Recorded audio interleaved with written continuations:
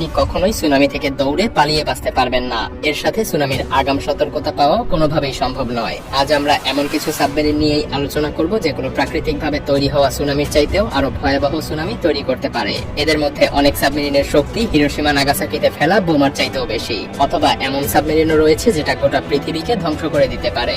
হ্যাঁ, ঠিকই শুনছেন, পানির নিচে থাকা একটা সাবমেরিনই পৃথিবী ধ্বংস করে দেওয়ার মতো শক্তি রাখে। আবার এমন কিছু সাবমেরিন আছে যা এই সকল ভয়ঙ্কর মহাপ্রলয় থেকে আমাদেরকে প্রাণে বাঁচাতে পারবে। কিভাবে, চলুন জেনে নেওয়া যাক। ইউ-31 প্রথম বিশ্বযুদ্ধে তৈরিকৃত ইউ-31 সাবমেরিন মোট ৩৫ জন মানুষকে একসাথে বহন করতে পারত, কিন্তু পরবর্তীতে স্নায়ুযুদ্ধের কারণে বিশাল বড় বড় দৈত্যাকৃতির সব সাবমেরিন তৈরি হতে থাকে।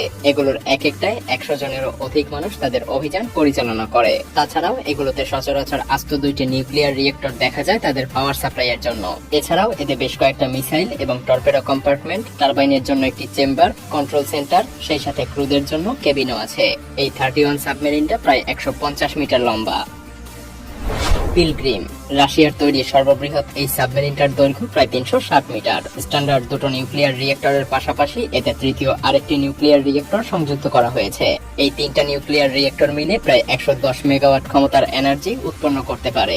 এত পরিমাণ শক্তি প্রায় ১১,০০০ বিল্ডিং এ বিদ্যুৎ সরবরাহ করতে পারে। কিন্তু এত পরিমাণ শক্তি সামর্থ্য থাকার পরেও এই সাবমেরিনটিতে একটাও মিসাইল নেই, কারণ এই সাবমেরিনটা তৈরি করা হয়েছিল এক মহাদেশ থেকে আরেক মহাদেশে লিকুইফাইড প্রাকৃতিক গ্যাস সরবরাহের জন্য। সাধারণ কোনো জাহাজ বা ক্যারিয়ারের তুলনায় এটা কয়েক গুণ বেশি দেশে অভিযানে যেতে পারে।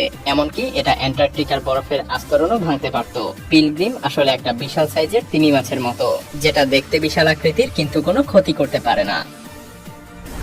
শার্ক এটা রাশিয়ার আরেকটা সাবমেরিন, যেটা ইউএস এর ওহাইও সাবমেরিনের আদলে তৈরি করা। কিন্তু কোনটা বেশি শক্তিশালী? দুটো সাবমেরিনকেই প্রথম চালু করা হয় ১৯৮১ সালে সোভিয়েত ইউনিয়ন এবং আমেরিকার মধ্যে স্নায়ুযুদ্ধ যখন চরম পর্যায়ে। দুটো সাবমেরিনই মোটামুটি সমান লম্বা হলেও ওহাইওর তুলনায় শার্ক মাত্র ৩ মিটার বেশি লম্বা, যেটা ১৭৩ মিটার। কিন্তু প্রস্থে এটা ওহাইওর তুলনায় ১০ মিটার বেশি। এ কারণে পানির নিচে এটা প্রায় ৪৮,০০০ টন বেশি পরিমাণে আয়তন দখল করে। আমেরিকান ওহাইও সাবমেরিনে থাকা ২৪টি ব্যালিস্টিক মিসাইলের প্রত্যেকটি ৩০০ স্কয়ার কিলোমিটারের যে কোনো উপকূলীয় অঞ্চল পুরোপুরিভাবে ধ্বংস করে ফেলতে পারে। আর রাশিয়ার শার্ক সাবমেরিনের ক্ষমতাও ঠিক একই পরিমাণের। কিন্তু তৎকালীন সময়ে রাশিয়ান মিসাইলের আকার বড় হওয়ায় তা পরিচালনার জন্য অনেক বেশি পরিমাণে জায়গার দরকার হতো। আর এ কারণেই একই ক্ষমতার অধিকারী হলেও ওহাইওর তুলনায় শার্কের আকার ছিল বেশ বড়। আর্কটুরাস নর্দার্ন হেমিস্ফিয়ারের সবচাইতে উজ্জ্বল নক্ষত্রের নামে নামকরণ করা হয়েছে এই সাবমেরিনটার। এটা বিশ্বের বাকি সাবমেরিনের থেকে অনেকটাই আলাদা। আর্কটুরাসের দৈর্ঘ্য ১৩৩ মিটার, কিন্তু এই কম দৈর্ঘ্যই বরং এই সাবমেরিনটার জন্য বেশ গুরুত্বপূর্ণ। অসাধারণ ডিজাইন আর এক বিশেষ ধরনের কোটিং ব্যবহারের ফলে এটা শত্রুপক্ষের কাছ থেকে একদম লুকিয়ে থাকতে পারে।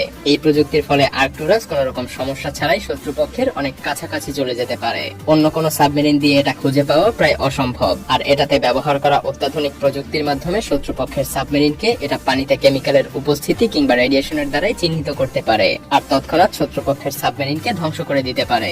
এতে ব্যবহৃত সার্গেট ডাব্লিউ ড্রোন প্রায় ৮০০ নটিক্যাল মাইল দূরের কোনো লক্ষ্যকে অনায়াসেই আঘাত করতে পারে। যদিও আর্কটুরাসের যুদ্ধে নামার সক্ষমতা রয়েছে, কিন্তু এতে অনেক বেশি রিস্ক। সাবমেরিনটা যদি কোনোভাবে শত্রুপক্ষের সমুদ্র তীরে পৌঁছাতে পারে তাহলে এটা ১২টা নিউক্লিয়ার ব্যালিস্টিক মিসাইল ছুড়তে পারবে, যেগুলোর মোট শক্তি হিসাব করলে হিরোশিমাতে নিক্ষেপ করা লিটল বয় নিউক্লিয়ার বোমার চাইতেও ১৫০০ গুণ বেশি। এছাড়াও এই নিউক্লিয়ার ব্যালিস্টিক মিসাইলের আঘাতে পানিতে এত পরিমাণ কম্পন সৃষ্টি হয় যে এটা অনায়াসেই ৫০০ মিটারের বেশি উচ্চতার একটা নিউক্লিয়ার সুনামি তৈরি করবে, যেটা মাত্র কয়েক মিনিটের মধ্যেই উপকূলবর্তী সমস্ত অঞ্চল ধ্বংস করে দিবে। দুইটা হেমিস্ফিয়ারে অবস্থিত দুইটা আর্কটুরাস সাবমেরিন অনায়াসেই বিশ্বের সকল দ্বীপরাষ্ট্রকে তলিয়ে দিতে পারে। আর ইউনাইটেড স্টেট যদি এর প্রতিক্রিয়া স্বরূপ নিজেদের সব নিউক্লিয়ার অস্ত্র ব্যবহার করে ফেলে তাহলে সত্যিকারের একটা বিপর্যয় পৃথিবীতে নেমে আসবে, যেটা থেকে হয়তো আপনি আমি কেউই মুক্তি পাবো না। তবে এখানে একটা কিন্তু আছে, আর্কটুরাস এখন পর্যন্ত শুধুমাত্র একটা আইডিয়া। সত্যিকারে এমন কোন সাবমেরিন এখনো রাশিয়ানরা তৈরি করেনি। অনেক বিশেষজ্ঞের মতে এটা শুধুমাত্র আমেরিকাকে ভয় দেখানোর জন্য রাশিয়ার করা প্ল্যান। বেলগ্রাড সাবমেরিন বেলগ্রাড সাবমেরিন একই সাথে মোট ১০০ মেগাটন ক্যাপাসিটির 6টি নিউক্লিয়ার ওয়ারহেড যুক্ত পেসাইডন টর্পেডো বহন করে। এক একটা টর্পেডো প্রায় ২০ মিটার লম্বা এবং দেখতে একটি স্কুল বাসের সমান। প্রত্যেকটা টর্পেডোর আঘাতে ২০০০ বর্গ কিলোমিটার অঞ্চলের সমস্ত কিছু ধ্বংস হয়ে যাবে। এই বেলগ্রাড সাবমেরিন সরাসরি রাশিয়ার প্রেসিডেন্ট পুতিনের কাছ থেকে সকল প্রকার আদেশ গ্রহণ করে। সাবমেরিন খুব সহজেই অনেক কিছু ধ্বংস করে ফেলতে পারে, এটা আমরা সবাই জানি। কিন্তু বিশ্বজুড়ে কোনো মহাদুর্যোগের সময় সাবমেরিন কি আদৌ আমাদের জন্য কোনো নিরাপদ স্থান হতে পারে? বিগত 10 বছরের বড় বড় ঢেউ বা সুনামি জাপান, ইন্দোনেশিয়া বা গ্রিনল্যান্ডের মতো দ্বীপরাষ্ট্রকে ব্যাপক ক্ষয়ক্ষতি করেছে। এর ফলে প্রায় 30,000 মানুষ পর্যন্ত মৃত্যুবরণ করেছে, আরো 20,000 মানুষ নিখোঁজ হয়ে গিয়েছে। যদিও আগত সুনামিকে ডিটেক্ট করার মতো প্রযুক্তি আমাদের হাতে আছে, কিন্তু সচরাচর উপকূলবর্তী মানুষজন সুনামি আঘাত করার আগে উপকূল ছাড়ার মতো সময়টুকু পায় না।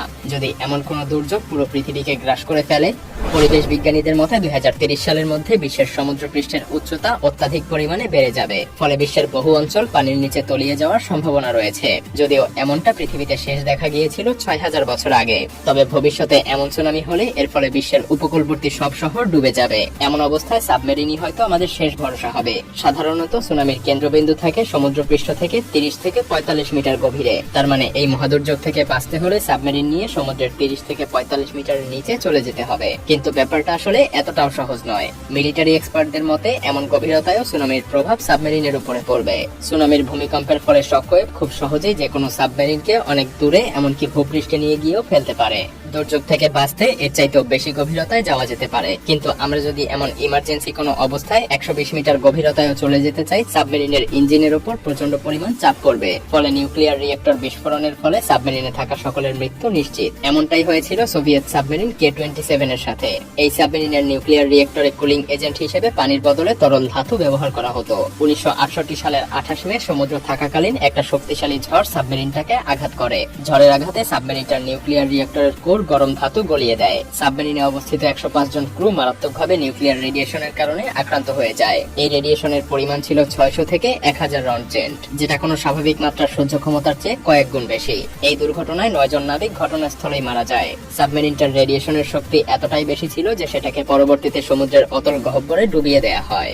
K8 হোয়েল 1970 সালের 12 এপ্রিল দ্য বে অফ বিসকে তৎকালীন সোভিয়েত ইউনিয়ন একটি সামরিক মহড়া দিচ্ছিল।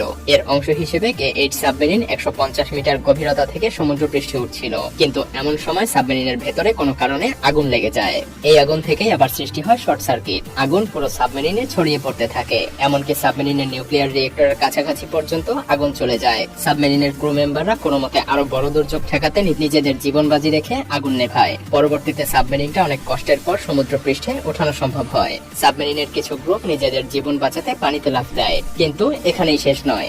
সেই সময় আঘাত হানে ঝড়, ফলে সাবমেরিনটা তার স্টেবিলিটি হারিয়ে ফেলে। কিন্তু মিলিটারি কমান্ডারের আদেশে কিছু ক্রু মেম্বার সাবমেরিনটাকে বাঁচাতে শেষ চেষ্টা করে, কিন্তু তাদের সব চেষ্টা বৃথা যায়। ওই দুর্ঘটনার 4 দিন পর সাবমেরিনটা সমুদ্রের অতল গহ্বরে ডুবে যায়। এই সময় সাবমেরিনটাতে মোট 52 জন ক্রুর পাশাপাশি সাবমেরিনের ক্যাপ্টেনও ছিল, আর তারা সবাই একসাথে মারা যায়।